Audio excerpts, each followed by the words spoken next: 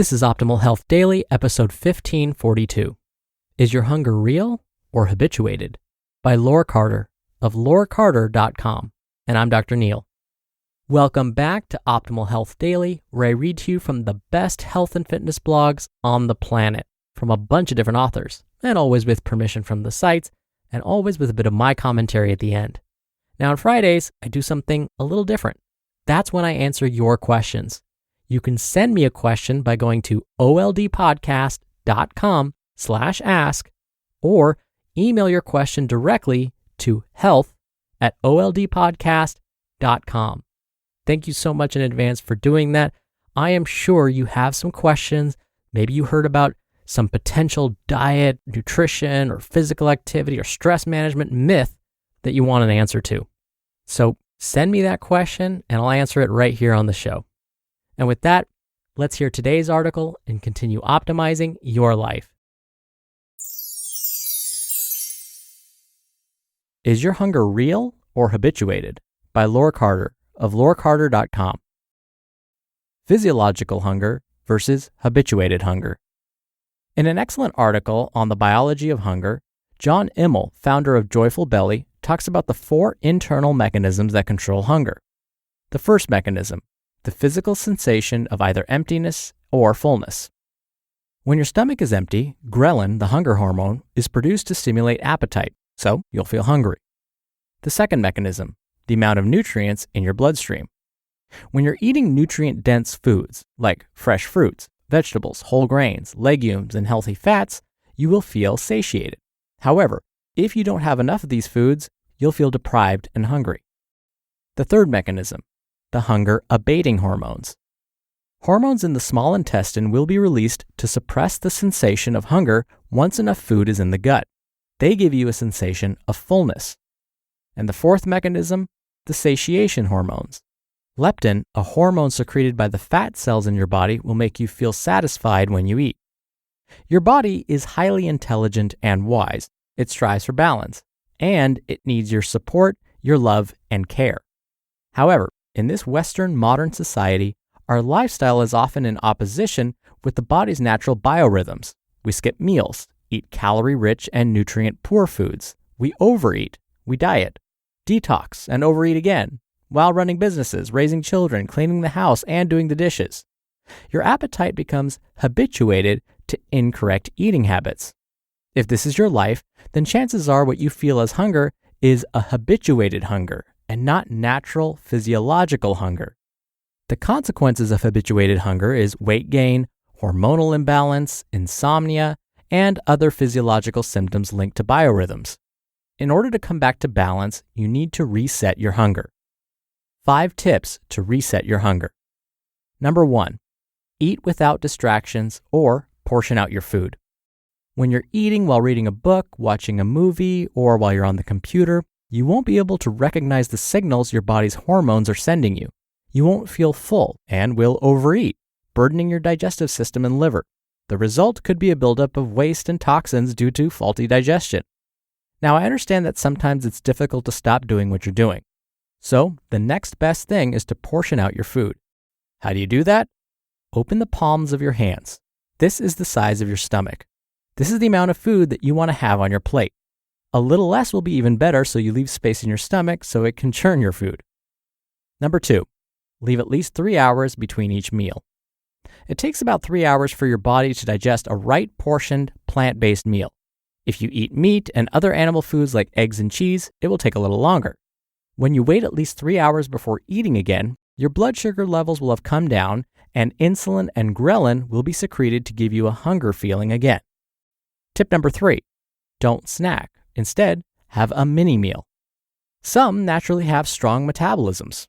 Also, when you work out intensely and regularly, your metabolism will increase. In this case, instead of snacking, have mini meals, or make your snack part of a mini meal. That means eat less, but maybe every 3 hours, and eat a real meal. This will prevent you from adding sugary snacks that will spike your blood sugar levels. What you think is intuitive is really social conditioning. And tip number 4, don't skip meals. Most of us skip meals either because we're distracted by something or we don't feel hungry.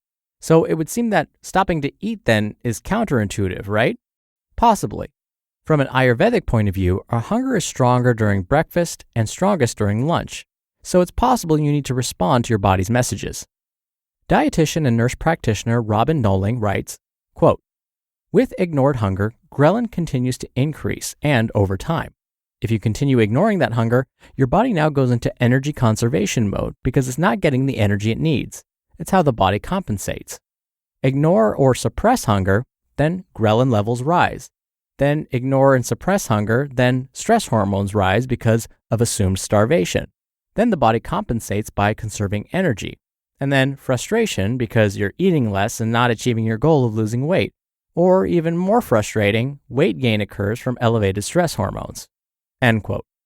So what are you hungry for? Tip number 5, become aware of the underlying thought processes. In a previous post, I shared that hunger can also be our body's way to let us know that something is amiss.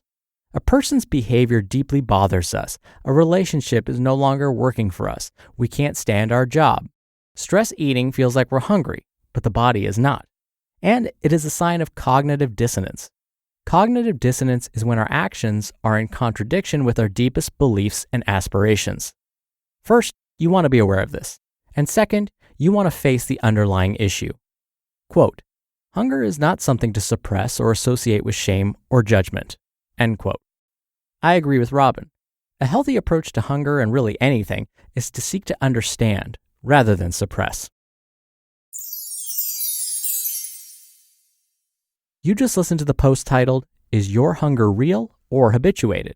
by Laure Carter of laurecarter.com. Now, we're here to optimize our health. Listening to these articles is important, but getting personalized help can be a game changer. In the past, it's been difficult to get a clear picture of what our bodies look like on the inside, or how to measure what choices are helping and hurting. That's what Inside Tracker was designed to solve. Inside Tracker was founded in 2009 by leading scientists in aging, genetics, and biometrics from MIT, Tufts, and Harvard. Using their patented algorithm, Inside Tracker analyzes your body's data to provide you with a clear picture of what's going on inside you and to offer you science-backed recommendations for positive diet and lifestyle changes. Then, Inside Tracker tracks your progress every day to help you reach your performance goals and live a longer, healthier life. Now, for a limited time, you can get 25% off the entire Inside Tracker store. Go to insidetracker.com/OHD to get your discount code and to start using Inside Tracker today. That's insidetracker.com/OHD for 25% off the entire Inside Tracker store. Dr. Neil here for my commentary. I've talked about the importance of journaling on this show many times before. If someone wants to change their behavior, whether it's lose weight, gain weight, manage their stress, do more exercise, whatever it is, I often encourage them to write things down.